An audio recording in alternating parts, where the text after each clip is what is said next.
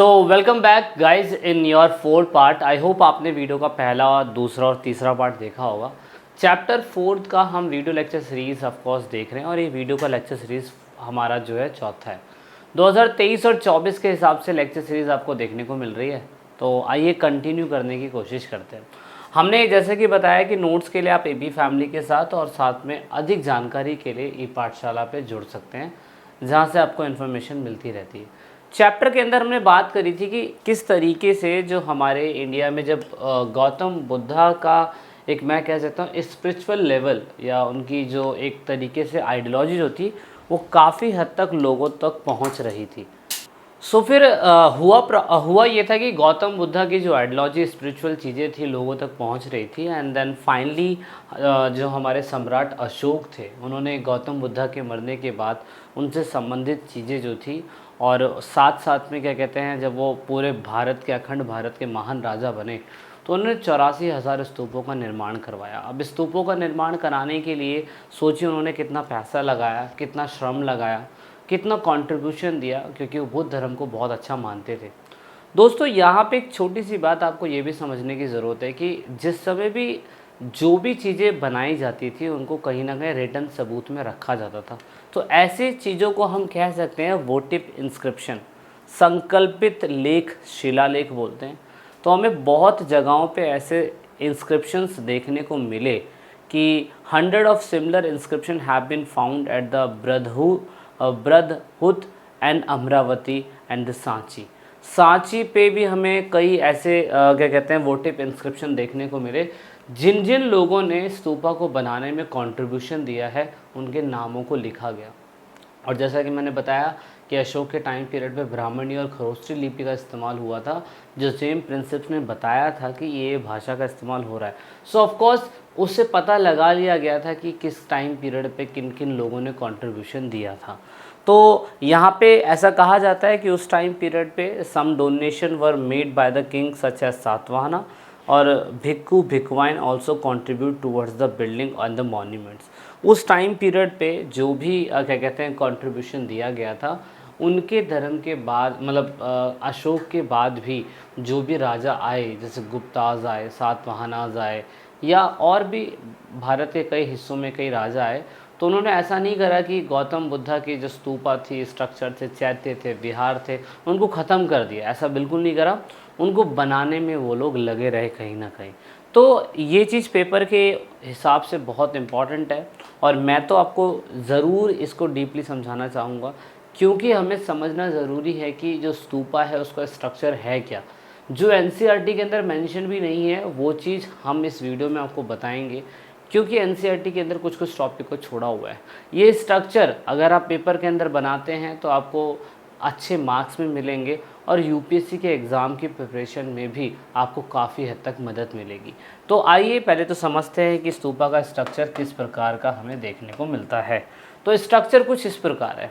सबसे पहले अगर हम देखें तो ये आपको हेमिस्फेयर में, जो हेमिस्फेयर में आपको दिखाई दे रहा है अंड के आकार का, उसे इन्होंने क्या कहा है, उसको इन्होंने अंडा कहा है। देखो ये चीज़, ये हिस्सा अगर आपको दिखाई दे, इसे इन्होंने अंड कहा है, अंडा।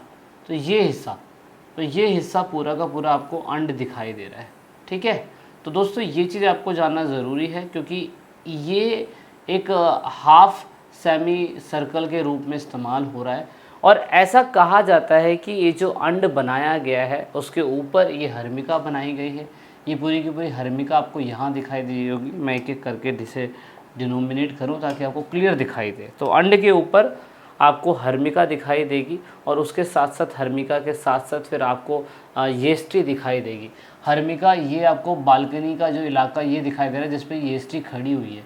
ये येस्ट्री एक तरीके का पिलर है और इस पिलर के ऊपर आपको छत्र दिखाई दे रहे हैं, तीन छत्र जो रिप्रेजेंट करते हैं बुद्धा, उसके बाद धम्मा एंड देन संघा और धम्मा, ठीक है, इनको रिप्रेजेंट करते हैं ये।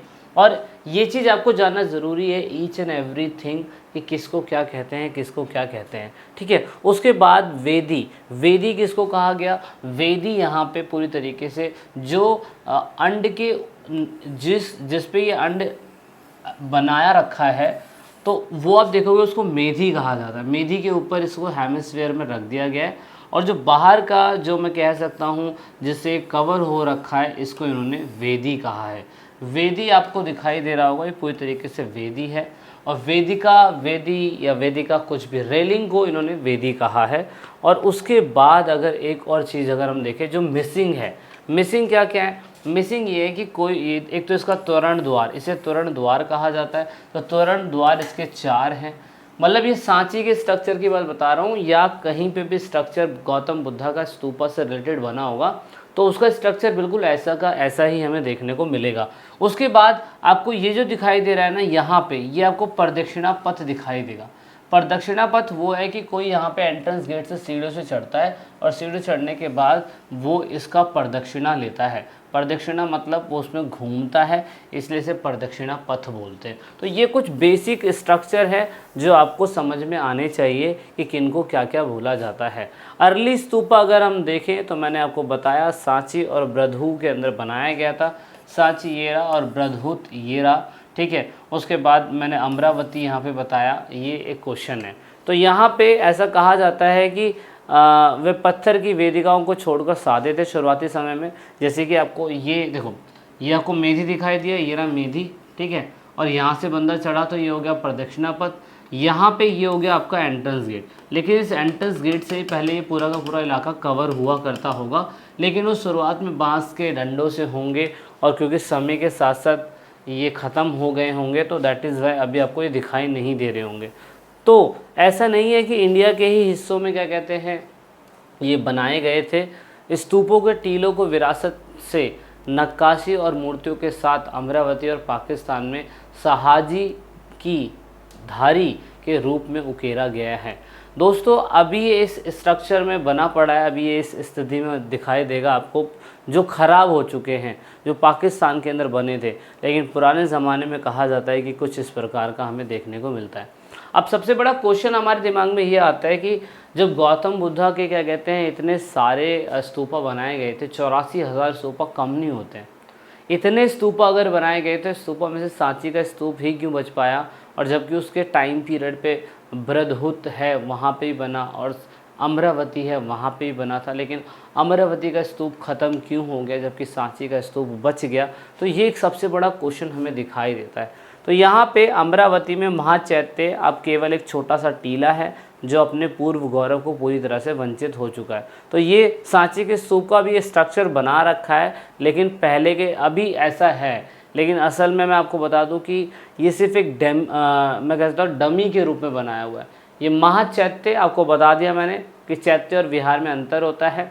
चैत्य वो जगह होती है जहाँ पे बुद्धिस्ट लोग पूजा करने के लिए आते हैं, जबकि विहार वो जगह होती है जहाँ पे क्या कहते हैं लोग रहते हैं। तो ये एक महाचैत्य है क्योंकि लोग यहाँ पे पूजा करने के लिए आते हैं। तो अमरावती अब के टाइम पीरियड में एक महाचैत्य तो है, लेकिन अपनी खुद की रोशनी, अपना खुद का वैल्यू वो खो चुका है। कारण क्या है? कारण सिंपल सा ये है, वैल्यू खोने का मतलब कि भाई अब वो वैल्यू रही नहीं है, क्योंकि अंग्रेज़ों के टाइम पीरियड पे इसे पूरी तरीके से ख़त्म कर दिया गया। कारण क्या क्या पहले समझने की कोशिश करते हैं कि अमरावती क्यों ख़त्म हो गया। The following factor responsible the present faith of Amravati, मतलब अगर वो ख़त्म हुआ, फेट हो गया, तो क्यों। नंबर 1 कारण, वहाँ के एक स्थानीय राजा जो भी थे उन्होंने मंदिर बनाना चाहा और अमरावती के खंडरों से उन्होंने कुछ पत्थरों का इस्तेमाल कर लिया, जो बिल्कुल गलत है। दूसरा, 1854 के अंदर वॉल्टर एलॉइट करके इनका नाम है, गुंटूर के अंदर ये आए थे, वॉल्टर एलाइट। इन्होंने अमरावती के ऊपर दौरा तो किया था, लेकिन कई सारी मूर्तियां और पैनल वो इकट्ठा करके मद्रास लेके चले गए। तो ये बहुत गलत करा कि अमरावती के पैनल्स को उठा के, अमरावती की कुछ मूर्तियों को उठा के, अमरावती के कुछ स्पेशल स्ट्रक्चर्स को उठा के वो अपने मद्रास लेके चले गए। अब मद्रास के अंदर उस टाइम पीरियड पे मैं कह सकता हूँ कि कहीं ना कहीं आंध्र प्रदेश के अंदर जब वो कमिश्नर अपॉइंट हुए थे, उनको इसके ऊपर रिपोर्ट पेश करनी चाहिए थी, जो इन्होंने रिपोर्ट पेश नहीं करी थी, जो बिल्कुल गलत किया इन्होंने। अब दूसरी बात, ऐसा कहा जाता है कि कर्नल कॉलन मैकेंजी भी विज़िट करे थे वहाँ पे एक बार, क्या कहते हैं आपके अमरावती के अंदर, लेकिन ऑफ कोर्स उन्होंने रिपोर्ट तैयार नहीं करी। ऐसा कहा जाता है कि bye 1850s Some of the slave from the Amravati had begun to be taken away from the different place to the Asiatic Society of Bengal at Kolkata, to the India office, the Madras and some of to the London. मतलब सोचिए एक सांची के स्तूप के अंदर से जितने भी लोग आए सब ने उस जगह को लूटा, सब ने उस जगह को बस क्या कहते हैं वहाँ से सामान उठाया और लेके चले गए, जो बिल्कुल गलत है। मतलब पहले यहाँ पे क्या कहते हैं आपके ब्रिटिश ऑफिसर्स आए तो उन्होंने सांची के स्तूप को समझने के लिए सांची की चीज़ अमरावती की चीज़ों को समझने के लिए वो लेके चले गए अपने Calcutta Asiatic Society of Bengal, क्योंकि सबसे पुराना म्यूज़ियम या सबसे पुराना जो चीज़ बनाई गई थी अंग्रेज़ों के द्वारा वो बंगाल में ही बनाई गई थी। तो एशियाटिक सोसाइटी ऑफ बंगाल के अंदर ऐसे स्ट्रक्चर्स को उठा के लेके चले गए जो लेके नहीं जाना चाहिए था। दूसरी बात, बहुत सारे इंडियंस ने अपने मद्रास के ऑफिस में भी इसको लेके चले गए, जैसे कि हमने अभी वॉल्टर एलाइट्स के बारे में पढ़ा। उसके बाद हमने देखा कि कुछ ऑफिसर्स लंदन भी लेके चले गए इनकी मूर्तियों को, सिर्फ और सिर्फ क्यों, एज अ शोकेस के लिए। तो यहाँ पे many of this sculpture were seen adorning the garden of British administration. आज भी कई मूर्तियाँ ब्रिटिश के गार्डन में पानी देते हुए मिलती हैं, जो बिल्कुल गलत है, जो नहीं होना चाहिए, पर ये हो रहा था। वाई सांची सर्वाइव, जबकि अमरावती नहीं हुआ। अब सांची जो था, when Sanchi was discovered in 1818, 3 of 4 gateway were still standing and 4th were lying on a spot. मतलब यहाँ पे बोल सकता हूँ कि सांची 1818 में पाया गया तो उसके 3 तोरण द्वार खड़े हुए थे और चौथा तोरण का द्वार गिरा हुआ था वहीं उसी ज़मीन पर समय के हिसाब से। लेकिन 19th सेंचुरी में यूरोपियंस लोग जब आए, फ्रेंच लोग जब आए, इंग्लिश लोग जब आए, तो उन्होंने शाहजहां बेगम से परमिशन लेने की शुरुआत करी और कहा कि ठीक है क्या हम इसको लेके जा सकते हैं। तो उस टाइम पीरियड पे जो शाहजहां बेगम थी, क्योंकि भोपाल के अंदर सांची का स्तूप था, तो उन्होंने पूरी तरीके से फ्रेंच को और इंग्लिश ईस्ट इंडिया कंपनी को मना कर दिया। उन्होंने कहा कि नहीं, आप इसको यहाँ से लेके नहीं जा सकते, ये यहाँ की धरोहर है तो ये यहीं पे रहेगी। तो इस हिसाब से सांची का स्तूप जो है बच गया। और he believe that museum should have plaster cast facsimile of sculpture whereas the original should be remained where they had been found। उन्होंने सिंपल सा का एक व्यू दिया एक किसी अंग्रेज ऑफिसर ने, उनका नाम था H.H. कोल। ये इम्पॉर्टेंट नाम है इतिहास के लिए, हमें जानना ज़रूरी है। कारण ये कि H.H. कोल ने आने वाले इतिहासकर्ताओं को बताया कि अगर आप लोगों को सांची के स्तूप को ढूंढना है या सांची के स्तूप के बारे में पढ़ना है या सांची से रिलेटेड कोई भी इन्फॉर्मेशन जाननी है, तो आप उसका प्लास्टर कास्ट होता है जो प्लास्टर ऑफ पेरिस से, उसकी कॉपी बना के लेके जाओ और उसकी स्टडी करो, पर ओरिजिनल पीस को वहीं रहने दो। इससे क्या होगा, वहाँ की जो संस्कृति है वो भी बनी रहेगी और साथ में संस्कृति के साथ साथ मैं ये कह सकता हूँ कि उसकी वैल्यू भी उतनी ही बरकरार रहेगी, जो बिल्कुल ज़रूरी है।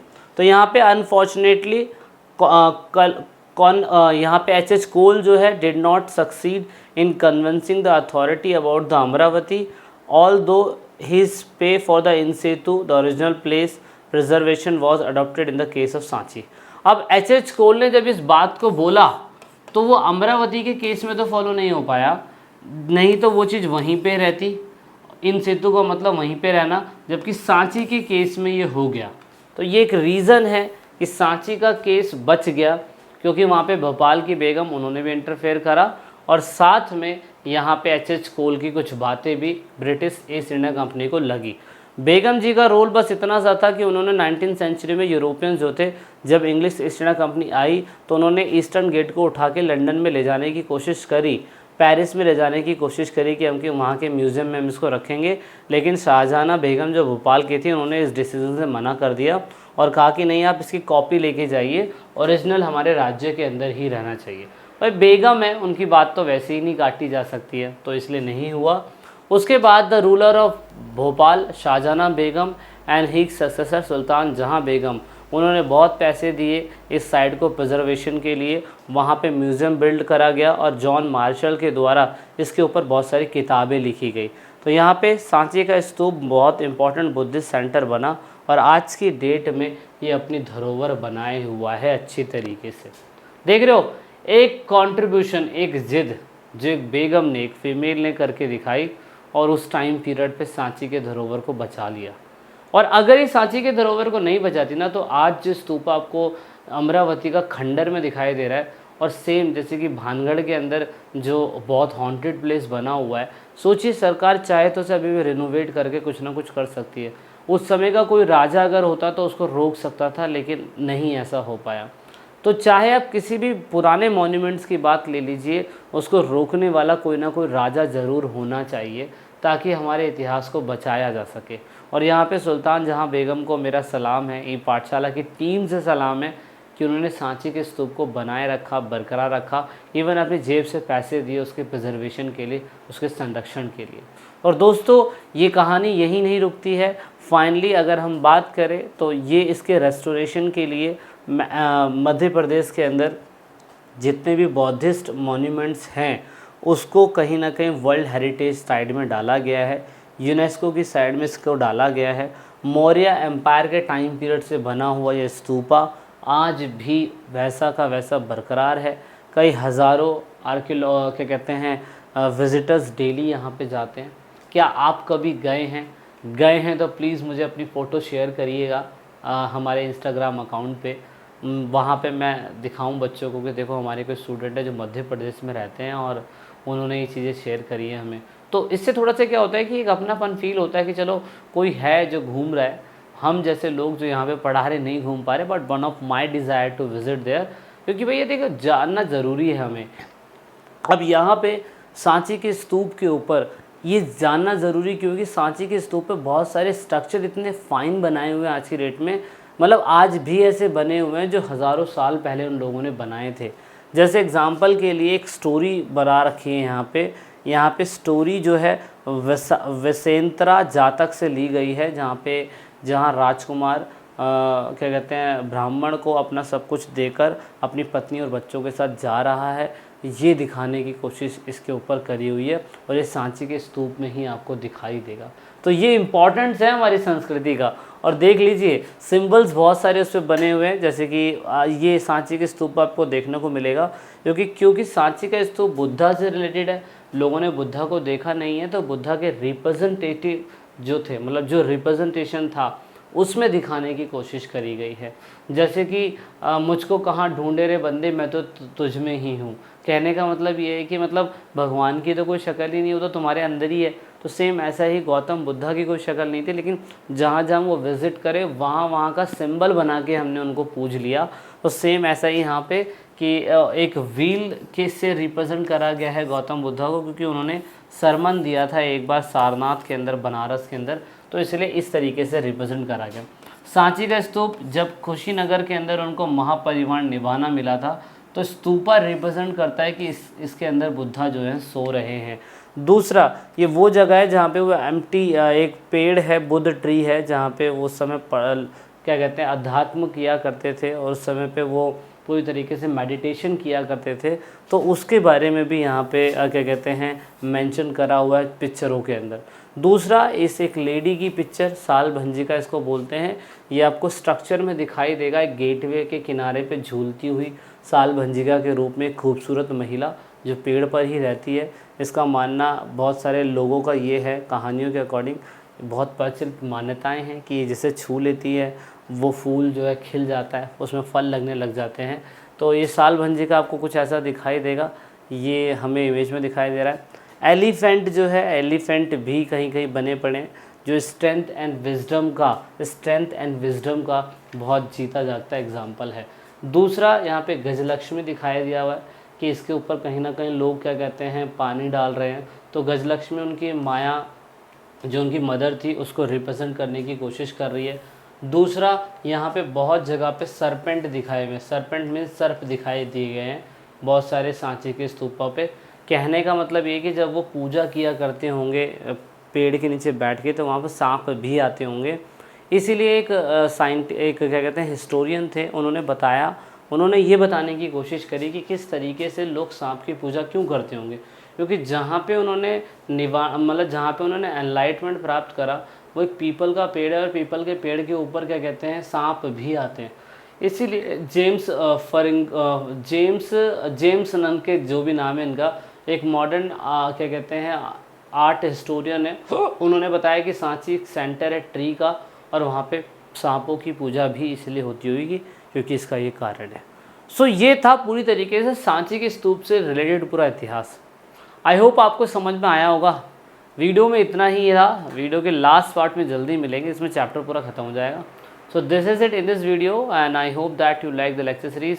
सो जय हिंद, जय भारत, वंदे मातरम। वीडियो अच्छी लगी तो लाइक शेयर सब्सक्राइब।